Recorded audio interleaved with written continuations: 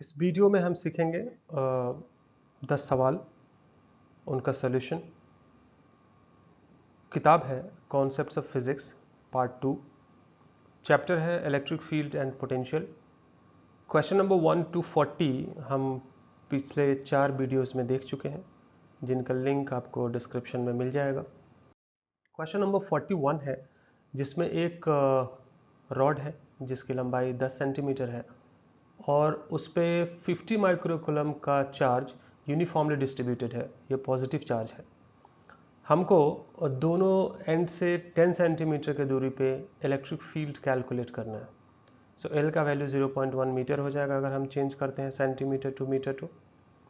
Then ये point P है, आप देख सकते हैं दोनों किनारों से ये 10 सेंटीमीटर की दूरी पे है, जो कि 0.1 मीटर हो जाएगा।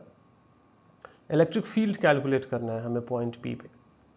सो अगर हम R that is the perpendicular distance rod से अगर हम निकालना चाहें तो ये 0.1 स्क्वायर माइनस 0.05 जो L/2 है उसका स्क्वायर करेंगे।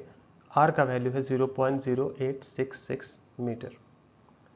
अगर electric field due to a rod हम फार्मूला देखें, जो कि डेरिवेशन से हम निकाल सकते हैं थियोरी पार्ट में, ये है 1/4 pi epsilon naught 2Q upon R under root L square plus 4R square. Accordingly जितने भी वैल्यूज़ हैं उन सबको यहाँ रखिए, थोड़ा सिंप्लीफाई करिए कैलकुलेशन को, और जो फाइनल आंसर है वो होगा 5.2 इंटू 10⁻⁷ न्यूटन पर कूलम। कैलकुलेशन थोड़ा सा ऑब्वियसली ट्रिकी है, आपको कैलकुलेट करके फाइनल आंसर लिखना पड़ेगा। देन क्वेश्चन नंबर 42 में consider uniformly charge ring of radius R. एक रिंग है जिसका रेडियस आर हम कंसिडर कर रहे हैं, और एक पॉइंट है इसके एक्सिस पे, हमें उस पॉइंट का डिस्टेंस कैलकुलेट करना है, एक्स कैलकुलेट करना है, जहाँ पे इलेक्ट्रिक फील्ड मैक्सिमम हो। ऐसा एक सेम क्वेश्चन हमने प्रीवियस वीडियो में देखा जहाँ हमने फोर्स मैक्सिमम निकाला था। यहाँ इलेक्ट्रिक फील्ड मैक्सिमम होगा। अगेन सबसे पहले इलेक्ट्रिक फील्ड कैलकुलेट करते हैं, मैक्सिमम का उसके बाद सोचेंगे। सो इलेक्ट्रिक फील्ड किसी भी चार्ज्ड रिंग के एक्सिस के किसी पॉइंट पे होता है 1/4 पे epsilon not QX upon R square plus X square power 3/2 और KQX upon same R square plus X square power 3/2। ये इलेक्ट्रिक फील्ड मैक्सिमम कैसे होगा, क्योंकि उसके लिए कोई डिस्टेंस दिया नहीं है, हमें निकालना है। मैक्सिमम तब होगा जब उसका डिफरेंशिएशन हम 0 के बराबर करें और x का वैल्यू r के टर्म्स में निकाल लें। तो E को मैक्सिमम होने के लिए d/dx को 0 होना पड़ेगा।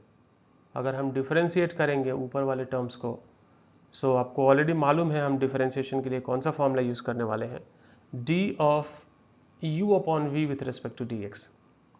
वो पहले u को डिफरेंशिएट करें, v को कांस्टेंट रखें, फिर v को डिफरेंशिएट करें, u को कांस्टेंट रखें और v का स्क्वायर करके डिवाइड करें अपॉन v स्क्वायर लिखते हैं। तो अगर KQX को हम dx के टर्म में डिफरेंशिएट करेंगे तो ये KQ होगा, जो हर है उसको ऐसे ही लिख देंगे, माइनस देंगे, फिर अंश को वैसे ही लिख देंगे KQX और हर को डिफरेंशिएट करेंगे। हर जो है वो R square plus X square का पावर 3/2 है। ये फंक्शन ऑफ फंक्शन है। पहले R square plus X square के टर्म में डिफरेंशिएट करिए, वो पावर फैक्टर में हो जाएगा। सो पावर से मल्टीप्लाई करके पावर में से एक सब्ट्रैक्ट कर देंगे, और उसके बाद R square plus X square को डिफरेंशिएट करिए, तो R स्क्वायर का डिफरेंशिएशन 0 हो जाएगा और एक्स स्क्वायर का डिफरेंशिएशन 2x हो जाएगा। डिनोमिनेटर का स्क्वायर वैसे ही लिख दीजिए, 3/2 है तो स्क्वायर करने पे 3 ही बचेगा। अब इसको हम 0 के इक्वल टू लिखेंगे, डिनोमिनेटर तो 0 होगा नहीं, तो न्यूमरेटर मतलब अंश को ही 0 होना पड़ेगा, हर तो 0 होगा नहीं।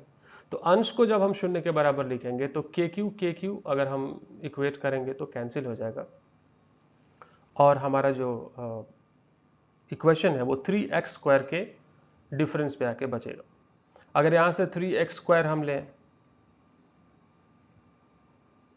3x square is equal to R square plus X square हो जाएगा, और then 2x square is equal to R square हो जाएगा, और x is equal to R upon √2 हो जाएगा। सो इसके एक्सिस पे इतने डिस्टेंस पे अगर हम कैलकुलेट करना चाहें इलेक्ट्रिक फील्ड तो वो मैक्सिमम होगा। ये फॉर्मूला हमने यूज किया डिफरेंशिएट करने के लिए। क्वेश्चन नंबर 43 में एक वायर है जिसको एक रेगुलर हेक्सागन के रूप में बेंड किया गया है। क्यू मात्रा का आवेश जो है वो वायर पे यूनिफॉर्मली डिस्ट्रीब्यूटेड था, तो ऑब्वियसली है कि इसका प्रत्येक जो एक साइड होगा उस पर आवेश की मात्रा समान होगी। हमें ये मालूम नहीं है कि उसके चलते फील्ड का फॉर्मूला क्या होगा, हमें ये जानने की जरूरत भी नहीं है। हम थोड़ा लॉजिक अप्लाई करेंगे उसके सेंटर पे फील्ड निकालने के लिए। चलिए मान लेते हैं कि एक इसके साइड पे क्यू का कुछ तो पार्ट Q/6 आवेश होगा, उसके चलते सेंटर पे कुछ ना कुछ फील्ड होगा। वो मात्रा भी जानना जरूरी नहीं है, उसका डायरेक्शन सिर्फ समझिए। वो डायरेक्शन अवे होगा, अपोजिट साइड के चलते भी अवे होगा और दोनों एक दूसरे को कैंसिल करेंगे। ये दोनों एरो एक दूसरे को कैंसिल आउट करेंगे। ऐसा आपने बहुत बार देखा होगा, बहुत एपिक रामायण में या महाभारत में जो दो एरो, दो तीर एक दूसरे को कैंसिल करते हैं, वही सिचुएशन। उसके बाद जो ये साइड है और जो ये साइड है, इसके तीर एक दूसरे को कैंसिल करेंगे, तो इन दोनों का इन्फ्लुएंस, नेट इन्फ्लुएंस जीरो हो जाएगा। फिर से इन दोनों का नेट इन्फ्लुएंस जीरो हो जाएगा। इसका मतलब जो टोटल फील्ड होगा सेंटर पे वो जीरो हो जाएगा। और ये क्वेश्चन में ये कह रहा है कि you may answer this part without making any numerical calculation. आपको कोई कैलकुलेशन करने की जरूरत नहीं है, आप सिर्फ लॉजिक अप्लाई करिए और फील्ड जीरो हो जाएगा, ऐसा लिख सकते हैं आप। क्वेश्चन नंबर 44 में एक सर्कुलर लूप है जिसका रेडियस a है और Q चार्ज यूनिफॉर्मली डिस्ट्रीब्यूटेड है।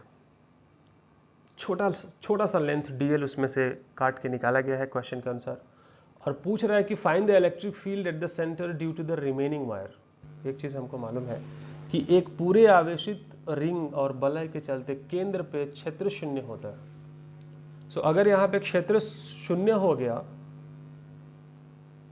एक छोटा पार्ट निकाल लिया, उस छोटे पार्ट के चलते फील्ड कैलकुलेट करिए। बिकॉज केंद्र पे क्षेत्र शून्य है, उतने ही मात्रा का नेगेटिव अमाउंट ऑफ फील्ड वो रिमेनिंग पार्ट एक्सपीरियंस करा सकता है या प्रोड्यूस करा सकता है। क्योंकि जब हम दोनों को ऐड करें तो वो कितना होना चाहिए, शून्य होना चाहिए। तो कट ऑफ पार्ट का फील्ड कितना है, same amount but negative remaining part के फील्ड के बराबर हो जाएगा। अब कट ऑफ पार्ट का लेंथ dl है, dl पे आवेश कितना होगा उसको हम निकाल सकते हैं। तो चूंकि 2πa में q आवेश है, यूनिट में होगा q/2πa, dl में हो जाएगा q/2πa इंटू dl, और वही dq है, वही छोटे आवेश की मात्रा है। इसके चलते केंद्र पर यानी a डिस्टेंस पर कितना फील्ड होगा, वो हो जाएगा dq/a²। dq का वैल्यू रख दीजिए q/2πa इंटू dl, और वो हो जाएगा इतना 1/4 पे एप्सिलॉन नॉट q dl/2πaq। अब ये जो फील्ड का वैल्यू है ये कट ऑफ वाले पार्ट के चलते पॉजिटिव है, इतना ही मात्रा होना चाहिए रिमेनिंग और नेगेटिव। वो हम ऐसे कैलकुलेट कर सकते हैं बिकॉज हमें मालूम है कि केंद्र पे सेंटर पे कुल और जो टोटल फील्ड होगा वो शून्य होना चाहिए। So E cut off plus E remaining is equal to 0, E remaining is equal to negative of E cut off. और आप कट ऑफ तो निकाल ही चुके हैं ऑलरेडी, आप उसको मल्टीप्लाई करके वैल्यू लिख दीजिए, यही आपका आंसर हो जाएगा। लॉजिक क्या है, टोटल फील्ड केंद्र पे शून्य होना चाहिए, एक छोटे पार्ट के चलते फील्ड कैलकुलेट करिए, उतने ही मात्रा का फील्ड हो जाएगा बड़े वाले पार्ट के चलते, बट अपोजिट साइन में हो जाएगा। अगर वो पॉजिटिव है तो दूसरा नेगेटिव हो जाएगा। 45 क्वेश्चन में एक पॉजिटिव चार्ज है जो एक कंडक्टिंग सॉलिड क्यूब से ए डिस्टेंस पे रखा हुआ है।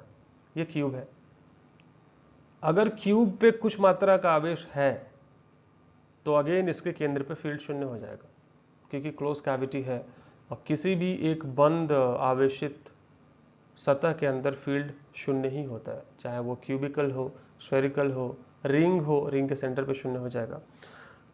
अगर वो आपका सिलिंड्रिकल हो, इवन आपका कार अगर है और कार मेटेलिक बॉडी है, उस पर भी कोई आवेश आता है तो उसके इनसाइड में फील्ड शून्य हो जाएगा। नाउ अगर कोई एक आवेश प्लस क्यू इसके केंद्र से कुछ दूरी पर रख दिया जाए तो इसके केंद्र पे वो आवेश कितना फील्ड बनाएगा, वो पॉइंट चार्ज का फॉर्मूला आप ले लीजिए kq/d²। लेकिन ये फील्ड प्लस क्यू ने जनरेट किया, बट केंद्र पे तो फील्ड शून्य है, इसका मतलब क्यूब भी उतना ही फील्ड जनरेट करेगा बट अपोजिट डायरेक्शन में, ताकि जो शून्य वाला कंसेप्ट है वो गलत ना हो ना। अब आप सोचेंगे कि ये क्यूब पर आवेश कहाँ से आया कि ये फील्ड जनरेट करेगा। आपको मालूम है charging by induction, charging by induction में अगर कोई एक आवेश किसी कंडक्टिंग मटेरियल के आसपास मौजूद है तो वो उस पर कुछ अमाउंट का आवेश इंड्यूस करेगा। बट यहाँ तो पॉजिटिव आवेश है और इस पे पॉजिटिव और नेगेटिव दोनों होंगे। नेगेटिव थोड़ा पास वाले सरफेस पे होगा, पॉजिटिव थोड़े दूर वाले सरफेस पे होंगे, क्योंकि ये प्लस क्यू है, तो उसी के चलते ये फील्ड प्रोड्यूस किया जाएगा। बट अगेन अगर हम नेट फील्ड की बात करें तो वो शून्य ही हो जाएगा, क्योंकि एक क्यूब के तरफ होगा प्लस क्यू के चलते, और जो क्यूब के चलते हैं वो क्यू के तरफ हो जाएगा। क्यू मतलब जो आवेश है उसके तरफ हो जाएगा। क्वेश्चन नंबर 46 में एक पेंडुलम है जिसका द्रव्यमान 80 मिलीग्राम है और उस पर कुछ आवेश है, वो एक रूम में है और रूम में नहीं, रेस्ट में है। Uniform horizontal electric field apply होता है। टेंशन आपको बताना है स्ट्रिंग में कितना होगा। आइए देखते हैं डायग्राम को। सपोज करिए कि ये आवेश है, इसका मास है, इस पे आवेश है। ये इस सिचुएशन में तो ऑब्वियसली नहीं है, लेकिन ये एक फील्ड के चलते, इलेक्ट्रिक फील्ड के चलते ये इस सिचुएशन में आ गया, क्योंकि इलेक्ट्रिक फील्ड में अगर कोई आवेश रखा जाता है तो उस पर फील्ड की दिशा में बल कार्य करता है। उस बल के चलते वो थोड़ा विस्थापित होगा, डिस्प्लेस्ड होगा और थीटा एंगल बनाता है। अब इस आवेश पे बल कौन कौन सा लग रहा है, तो mg जो वेट है वो वर्टिकल डाउनवर्ड होगा, जो क्यू ई है जो इलेक्ट्रिक फोर्स है वो इलेक्ट्रिक फील्ड की दिशा में होगा, क्योंकि ये धनावेश है। अब mg को बैलेंस कौन करेगा, तो पहले रस्सी में टेंशन देख लेते हैं। टी के दो कंपोनेंट हो जाएंगे, टी कॉस थीटा और टी साइन थीटा। और टी कॉस थीटा mg को बैलेंस करेगा, टी साइन थीटा क्यूवी को बैलेंस करेगा। और अगर हम निकालना चाहें कि टेंशन कितना है थ्रेड में, तो आप सबसे पहले ये फॉर्मूला लीजिए। इक्विलिब्रियम में टी साइन थीटा एफ के बराबर होगा, mg टी कॉस थीटा के बराबर होगा। सिर्फ टेंशन निकालना है तो दोनों को स्क्वायर करके ऐड कर दीजिए। So T square is equal to हो जाएगा आपका F square plus mg square. अब f क्या है और f का वैल्यू कितना है और mg का वैल्यू कितना है वो ऊपर कैलकुलेशन में देखिए। f का वैल्यू हमने निकाला है QE से और वो आया है 4 × 10⁻⁴ न्यूटन। mg का वैल्यू निकाला है 80, उसको kg में चेंज किया, फिर 10 मीटर पर सेकंड स्क्वायर से मल्टीप्लाई किया, g का वैल्यू है, और ये आया है 8 × 10⁻⁴। तो आपको नहीं लगता कि mg जो है वो f के डबल है, तो हमने 2f ले लिया है उसके लिए, सो दैट लास्ट में हम f का वैल्यू पुट कर देंगे 4 × 10⁻⁴। सो अब आइए लास्ट वाले इक्वेशन पे, 5 × f² और t is equal to √5f, और f का वैल्यू आप वहां से ले लीजिए 4 × 10⁻⁴। तो जब आप ये मल्टीप्लाई करेंगे तो आपका जो बल है, जो टेंशन है स्ट्रिंग में, रस्सी में तनाव जो है वो हो जाएगा 8.944 × 10⁻⁴ न्यूटन। इसको आप 9 × 10⁻⁴ न्यूटन भी लिख सकते हैं, अप्रॉक्सीमेट वैल्यू। क्वेश्चन नंबर 47 में है एक पार्टिकल है m जिस पे चार्ज q है और वो u स्पीड से थ्रो किया जाता है एक यूनिफॉर्म इलेक्ट्रिक फील्ड में, तो वो रुकने के पहले कितना डिस्टेंस ट्रेवल करेगा। ये सवाल 11th के मैकेनिक्स से भी जुड़ा हुआ है। एक ही इसमें कंसेप्ट इलेक्ट्रोस्टैटिक का है कि जो फोर्स लग रहा है इलेक्ट्रोस्टैटिक फोर्स, वो मोशन के अपोजिट डायरेक्शन में है और वो फोर्स रिटार्डेशन को प्रोड्यूस करेगा। देखिए ये आवेश जब जाएगा तो धीरे धीरे रुक जाएगा अंदर जाके, इलेक्ट्रिक फील्ड के अंदर जाके। अब ये रिटार्डेशन के लिए इलेक्ट्रिक फील्ड रिस्पॉन्सिबल है और वो क्यूवी को हम मास और एक्सेलरेशन के बराबर करा देंगे। तो एक्सेलरेशन या रिटार्डेशन या नेगेटिव एक्सेलरेशन कह सकते हैं, वो QV/m होगा। हमें डिस्टेंस निकालना है तो ले लीजिए v² is equal to u² plus 2as। Retardation है तो -2as लेते हैं इस क्वेश्चन के लिए। और यहाँ v 0 होगा, u से फेंका ही गया है, -2 एक्सेलरेशन आपका QV/m है, s डिस्टेंस जो हमें कैलकुलेट करना है। आप सिंप्लीफाई करेंगे तो डिस्टेंस का वैल्यू आ जाएगा u² m/2QE। क्वेश्चन नंबर 48 में एक पार्टिकल है जिसका मास 1 ग्राम है, चार्ज दिया है, उसको रेस्ट से एक इलेक्ट्रिक फील्ड में रिलीज किया जाता है, इलेक्ट्रिक फील्ड का वैल्यू दिया है। Find the electric force and the gravity, force of gravity acting on this particle. देखिए इलेक्ट्रिक फील्ड में जब कोई आवेश आएगा तो उस पर बल लगेगा Q इंटू ई। जब ग्रेविटेशनल इन्फ्लुएंस में आएगा तो उस पर बल लगेगा mg, वो पृथ्वी के द्वारा। यहाँ पे जो इलेक्ट्रिक फील्ड है उसके चलते जो फोर्स हम निकालेंगे वो होगा Q इंटू ई, वो 3 न्यूटन हो जाएगा। जो ग्रेविटेशनल पुल है उसके चलते अगर हम बल निकालेंगे तो mg हो जाएगा, वो 9.8 इंटू 10⁻³ न्यूटन हो जाएगा। अगर आप कंपेयर करेंगे दोनों बल को तो ग्रेविटेशनल फोर्स बहुत बहुत ही छोटा है इन कंपैरिजन ऑफ 3 न्यूटन, क्योंकि ये है 0.0098 न्यूटन, 10⁻³ है ना, सो 0.0098 न्यूटन, वो है 3 न्यूटन। ओके, फर्स्ट पार्ट में बोल रहे हैं find the electric force and force of gravity acting on this particle, can one of these forces be neglected in comparison with other for approximate. Obviously we can neglect, क्योंकि एक मैक्रोफिजिक्स का ये rule है कि एक बहुत बड़ी क्वांटिटी के सामने एक छोटी क्वांटिटी को हम नेग्लेक्ट कर सकते हैं, बशर्ते कि दोनों का टाइप सेम होना चाहिए, जैसे दोनों बल हो, दोनों विस्थापन हो, ऐसे करके। आप एक छोटा एग्जांपल लीजिए, सपोज करिए कि आप एक मछुआरे हैं और आप अर्ली मॉर्निंग एक जाल लेके चले जाते हैं किसी तालाब में मछली पकड़ने के लिए। ये मैक्रोफिजिक्स को मैं बता रहा हूँ और माइक्रोफिजिक्स का कंपेयर कैसे कर सकते हैं। तो अगर आप फिश पकड़ने जा रहे हैं किसी बड़े तालाब में और वहाँ आपके नेट में बड़ी बड़ी मछलियाँ आने लगे, तो आप छोटी मछलियों को क्या करेंगे? आप वहाँ ऐसे दानवीर की तरह बिहेव करेंगे, छोटी मछलियों को आप निकालेंगे, उसको फिर से तालाब में वापस फेंक देंगे, बोलेंगे जा सिमरन जी ले अपनी जिंदगी। लेकिन अब इसको थोड़ा रिवर्स ऑर्डर में लीजिए। आप किसी दिन नेट लेके गए उसी तालाब में और बड़ी मछलियाँ आ ही नहीं रही, आपके नेट में सारी छोटी छोटी मछलियाँ आ रही, तो आप क्या करेंगे? एक एक मछलियों को चुन कर रखेंगे, पता नहीं कौन से निवाले के साथ आ जाए और आपका जो रोजी रोटी का काम है वो चल जाए। तो ये सिचुएशन है मैक्रोफिजिक्स और माइक्रोफिजिक्स का। बड़े अमाउंट के सामने छोटे अमाउंट को हम नेग्लेक्ट कर देते हैं, ये माइक्रोफिजिक्स है। माइक्रो में बहुत छोटे छोटे भी टर्म्स आते हैं, उनको हम नेग्लेक्ट नहीं कर सकते। जैसे इलेक्ट्रॉनिक चार्ज देखिए कितना छोटा है, इलेक्ट्रॉन का मास देखिए कितना छोटा है, इलेक्ट्रॉन पर आवेश इसी चैप्टर में देखिए कितने छोटे छोटे हैं, और दूसरे वस्तुओं पे आवेश कितने नैनो कूलम में है, पाइको कूलम में है, बट हमें उनको कैरी करके चलना पड़ेगा। तो ऑब्वियसली 3 न्यूटन के आगे 9.8 इंटू 10⁻³ जो है वो बहुत ही छोटा है, हम उसको नेग्लेक्ट कर सकते हैं। नाउ बी पार्ट में है how long it will take for a particle to travel a distance of 40 centimetre.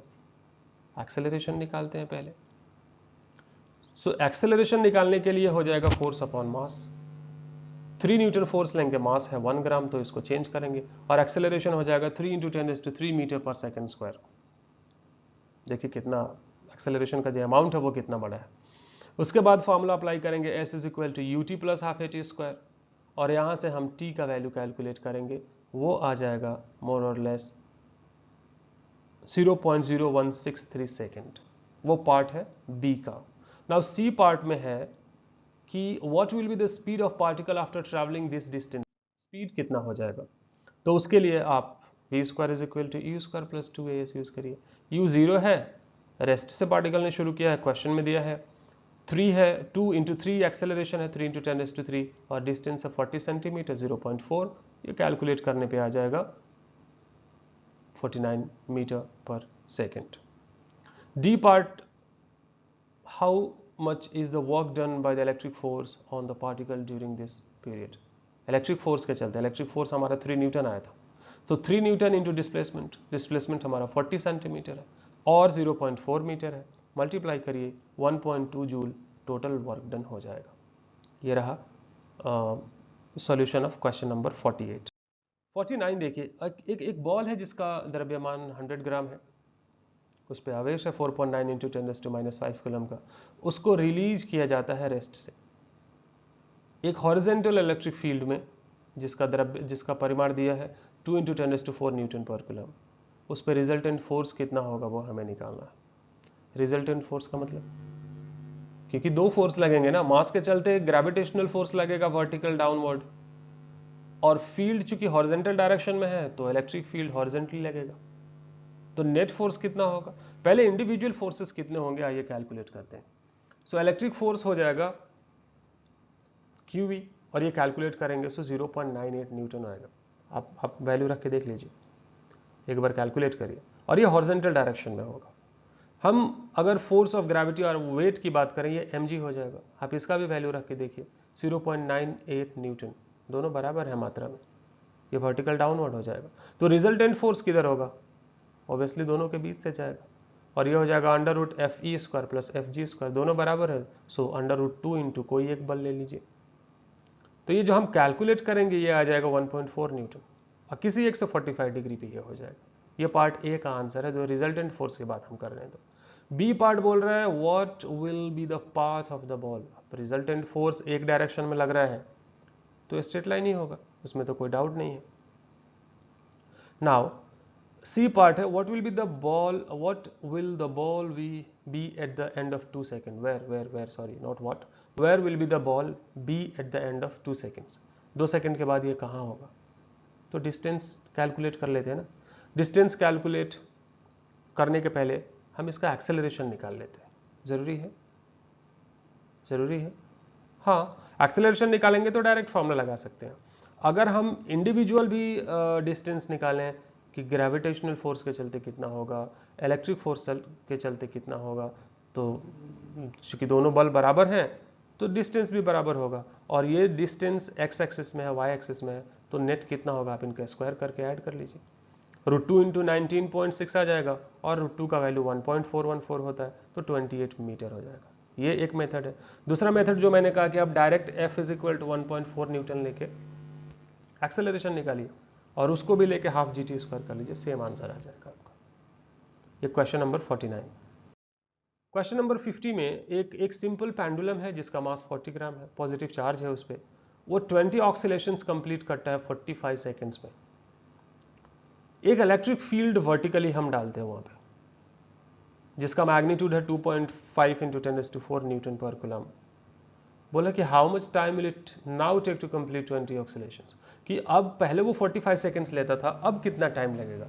आप एक चीज हमको बताइए, क्या आपको लगता है कि टाइम घटेगा या बढ़ेगा? उसको जानने के लिए थोड़ा सा ये डायग्राम देखिए। अगर हम इसके स्ट्रिंग और रस्सी की लंबाई L लेते हैं, और acceleration due to gravity G है, कोई फील्ड नहीं है, तो जो इसका टाइम पीरियड होगा वो 2π√L/G होगा। जब हम एक फील्ड अप्लाई करेंगे यहां पे वर्टिकल अपवर्ड डायरेक्शन में, वो फील्ड चार्ज पे एक बल लगाएगा वर्टिकल अपवर्ड में, क्योंकि चार्ज पॉजिटिव है, और वो बल एक एक्सेलरेशन प्रोड्यूस करेगा opposite to that of acceleration due to gravity. वो त्वरण गुरुत्वीय त्वरण के विपरीत दिशा में होगा, यानी वो G को घटा रहा है। जब G का वैल्यू घटेगा तो आप इक्वेशन देखिए, L/G T2 क्या होगा? बढ़ जाएगा। तो जो भी आंसर हम कैलकुलेट करने जा रहे हैं वो 45 सेकंड से तो ज्यादा ही होने वाला है। अब हम क्या करते हैं, F is equal to mass into acceleration is equal to QV कर लेते हैं, ताकि हमें A का वैल्यू मिल जाए, और एक्सेलरेशन का वैल्यू होगा QV/m, और वैल्यू सारा पुट करने पे हमें मिलेगा 2.5 मीटर पर सेकेंड स्क्वायर। अब T1/T2 को हम डिवाइड करते हैं, T2/T1 रेशियो निकालते हैं, 2π L और L कैंसिल हो जाएगा, ये इक्वेशन आ जाएगा G/G - A।